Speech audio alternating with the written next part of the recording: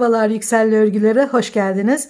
Gördüğünüz gibi şıkır şıkır ışıl ışıl bir çanta çalışması yapacağız. Bu sene malum lame detaylar çok moda. Burada hem tabanı, kapağı ve sapları lame olan güzel bir çanta seti kullanacağım. Ve pamuk makremeden simli şöyle harika bir ip kullanıyorum. Birbirine gerçekten çok yakıştı ama bu lame görüntüye herhangi bir ip zaten çok güzel yakışır. Yeşil, pembe, siyah her istediğiniz ipi kullanabilirsiniz. Ben bu ipi görünce hemen buna karar verdim. Gerçekten çok birbirine çok yakıştı. Çok fazla yansıma yaptığı için örerken sizi rahatsız edebilir parlaması. O yüzden şöyle daha yani siyah koyu bir çanta tabanı kullanacağım ve şöyle beyaz bir iple öreceğim daha anlaşılır olması açısından. Şunları kaldıralım çünkü çok fazla parlama yapıyor. Şuradan anlatmaya çalışayım fakat şöyle kapatayım ki çok yansıma yapmasın, rahatsız etmesin. Şimdi burada çantada ben 6 milim tığ kullandım. Fakat bu deliklerde biraz zorladı. Ben de hassas bir doku olduğu için fazla zorlamak istemedim. 5,5 milim tığ kullanarak çanta tabanına ilmekler ördüm. Sonra üzerine de şu sert bir duvar oluşturuyor. İlmekleri üste çeviriyor. Şuradaki çalışmayı da gene aynı tığla yaptım. Sonrasında 6 milim tığla devam ettim. Burada köşelere en yakın şu deliklere şurada 5 tane ilmek yaptım. Aynen burada da 5 tane ve her köşeye 5 tane. Aralarda bütün ilmeklere ikişer kere. Şunu da alalım. Şimdi böyle kullanacağınız tarafı kendinize çeviriyorsunuz. Şurada ayakları var bunun. Diğerinde yoktu. Fark etmiyordu. Şu iç kısmı dışarıya veriyorsunuz. Burada köşelere en yakın delikleri kullanıyoruz. Burada 1, 2, 3, 4, 5, 6 tane kalıyor. Aynı şekilde şöyle 1, 2, 3, 4, 5, 6. İki kısa kenarında şuradaki deliklerin eşit olduğuna dikkat edin. Şimdi gene lamede çalıştığım gibi çalışacağım. Köşelere 5'er tane, diğer ilmeklere ikişer tane batarak örüyoruz. İşaret iğneleri de kullanabilirsiniz. Şöyle köşelere. Burada eşit sayıda delik olmasına dikkat ediyoruz. Ve şu kısımdan kısa kenardan başlıyoruz örmeye. Dediğim gibi ben 5,5 milim tığla ördüm. Şimdi öreceğim 1 ve 2. sırayı şöyle. Sonrasında 6 milim tığla devam ettim. Çantanın tamamını 6 milimle devam ettim. Tabii bunlar daha ufak delikler olduğu için daha ince tığ kullanıyorum. Hemen lame tabanın ölçülerini vereyim. Yansımaması için kapatıyorum. Uzunluğu 25 santim, genişliği 12 santim. Bittikten sonra ölçüyoruz. 36 santim.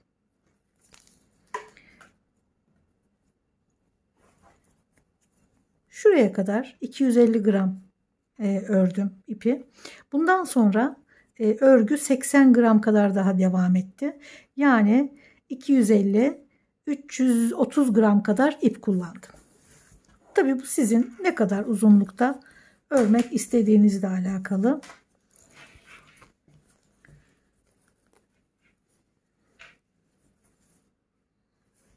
Gayet geniş.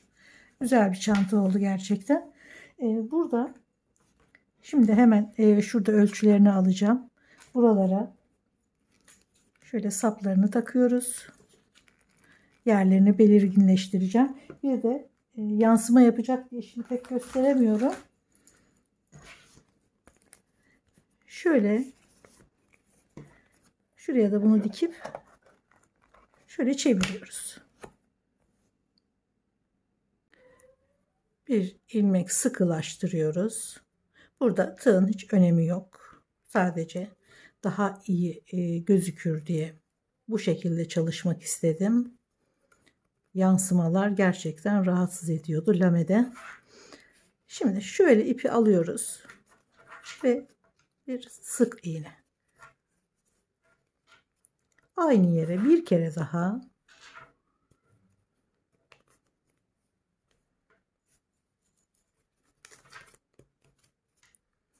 iki tane oldu. Sonra yan tarafa geçiyoruz.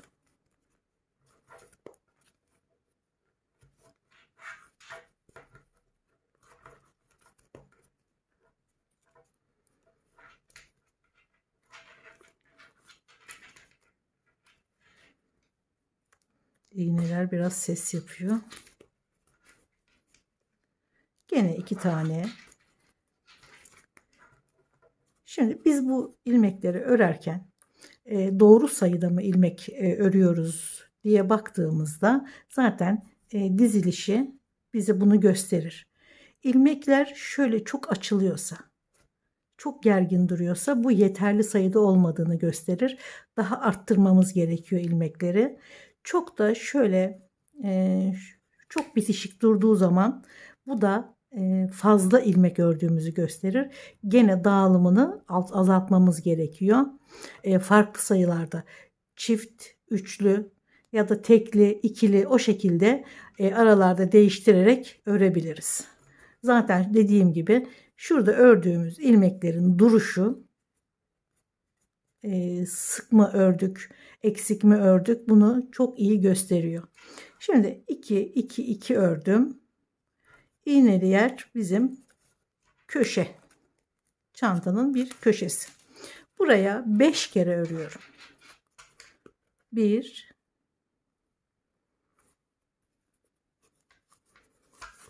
2 3 4 ve 5. Aynen ikişer kere. Şurada işaret iğnesi olan yere gene 5 tane, ikişer kere 5 tane ve sıranın başlangıcına kadar bu şekilde örüyoruz. Bakın burada da bu ip ve bu tığla örünce şurada tam denk geldi sanki bu ilmek sayısı ama tabii bu sadece bir sökeceğim bir şey benim. Ama işte burada gördüğünüz gibi ne şöyle kasacak. Zaten anlarsınız eksik geldiğini, ne de çok fazla iç içe geçecek ilmekler olmaması gerekiyor. Evet, sırayı tamamladım. Sadece köşelere 5'er kere, diğer bütün deliklere 2'şer kere örerek sıranın başına kadar geldim. Şimdi bunu burada bırakıyoruz. Başlangıçtaki zaten gözüküyor. İsterseniz başlarken şuraya bir iğne de takabilirsiniz. Şimdi şöyle tığı buradan alıyorum. İlk sık iğnenin üzerine şu ipi de arkaya çekiyorum. Burada da şöyle sıklaştırıyorum.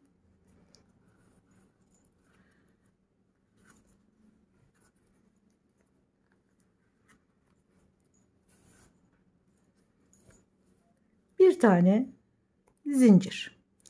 Şimdi şu boşluklara şöyle tığı diğer sık iğnenin üzerinden geçirip böyle alacağız ipi ve sık iğne öreceğiz. Bir tane zincir çektik. Şunu da arkaya alalım.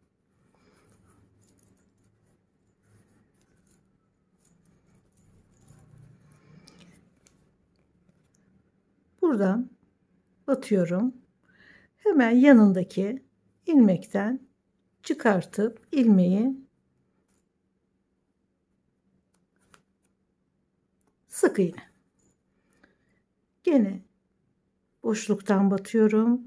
Sık iğnenin üzerinden geçip ipi alıyorum ve bir sık iğne.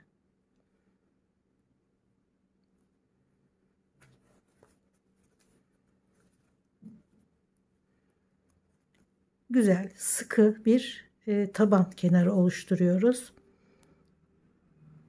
Şöyle her sık iğnenin üzerinden geçip bir tane sık iğne. Diğer boşluktan çıkıyoruz. İpi alıp sık iğne.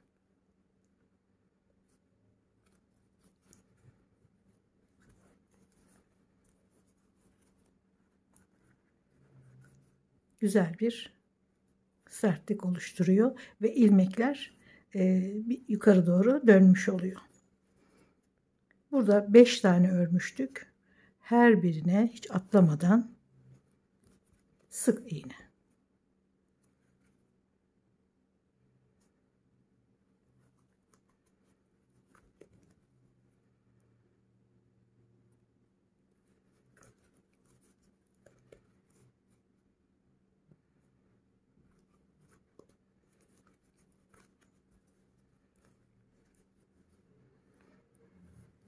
Bakın güzel bir dönüş oluyor burada.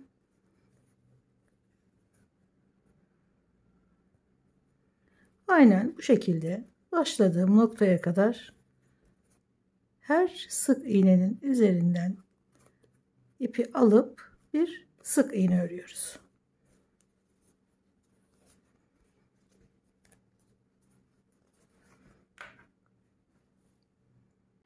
Şimdi sıranın başına geldik. Şurası ilk sık iğne.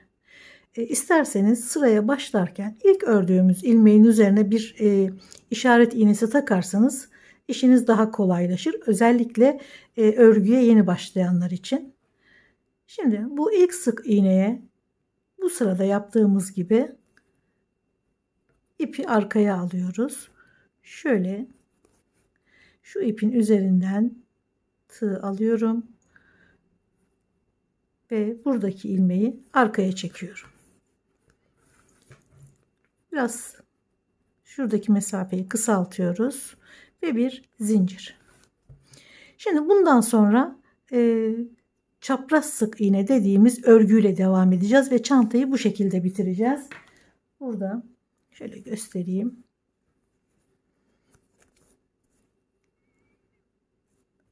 İlmekler birbirinin üzerinden geçtiği için bir etamin görüntüsü, bir çapraz bir görüntü oluşuyor. O yüzden buna çapraz sık iğne diyoruz. Şimdi hemen başlayalım. Bir tane zincir çektik. Hemen ilk sık iğnenin içine batıyoruz. İpi bu şekilde değil. Böyle alıyoruz. Ve sık iğne. Yanındakine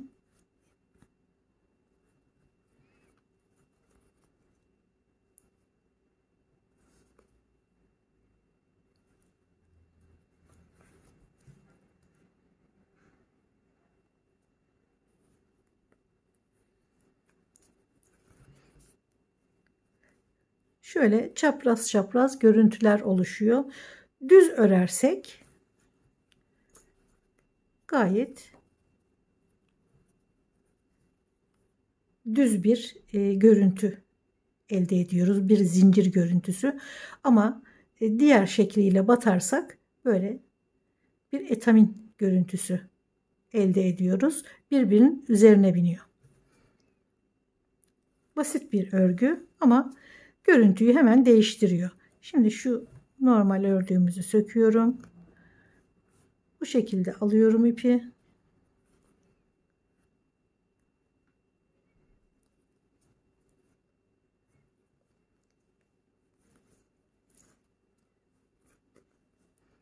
Bütün sık iğnelerin üzerine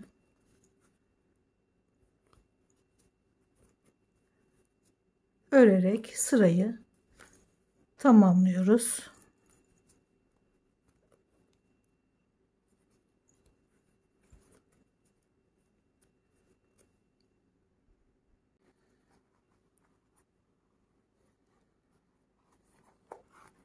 Sıra sonuna geldim. Şimdi en baştaki ilk sık iğnenin içine sırayı bağladım. İlmek kaydırarak bir zincir, gene içinde bulunduğumuz aynı ilmeğin içine, yani ilk sık iğnenin içine bir sık iğne. İsterseniz her sırada bir işaret iğnesi kullanalım. Şöyle. Bu daha kolaylık olur.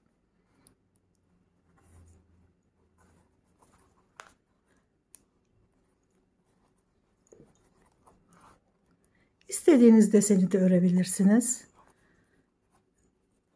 Normal sık iğne de örebilirsiniz.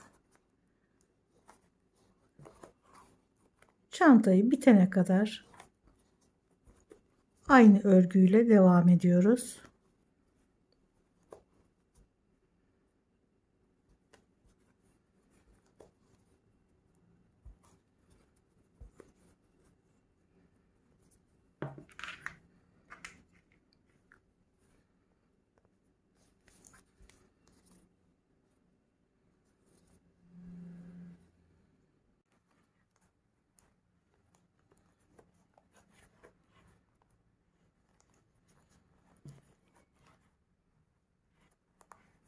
Devam ediyoruz.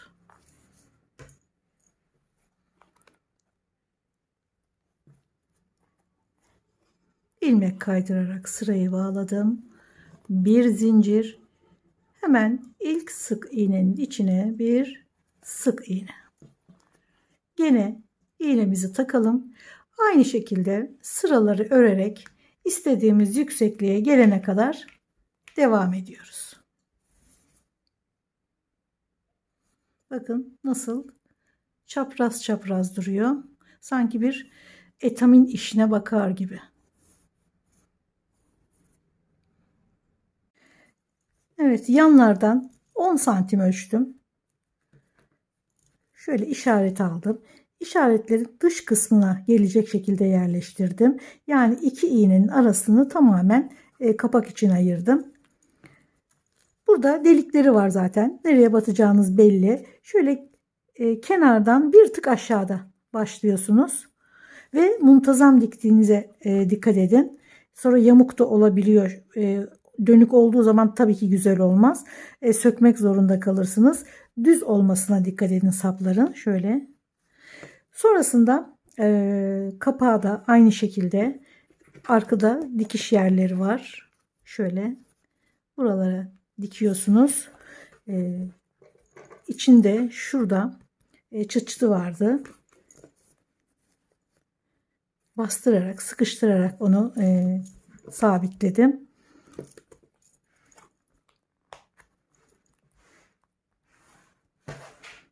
Gerçekten çok güzel bir çanta oldu. Parlak olmasına rağmen kibar, rahatlıkla kullanabileceğiniz güzel bir çanta oldu. İsterseniz şuraları içine de kıvırabilirsiniz. Şuralara çıt çıt dikip sabitleyebilirsiniz. Şu şekilde. Bu da farklı bir görüntü veriyor. Umarım beğenmişsinizdir. Videolarımı beğeniyorsanız, bundan sonrakileri de izlemek isterseniz beğenmeyi ve abone olmayı lütfen unutmayın. Sağlıkla kalın.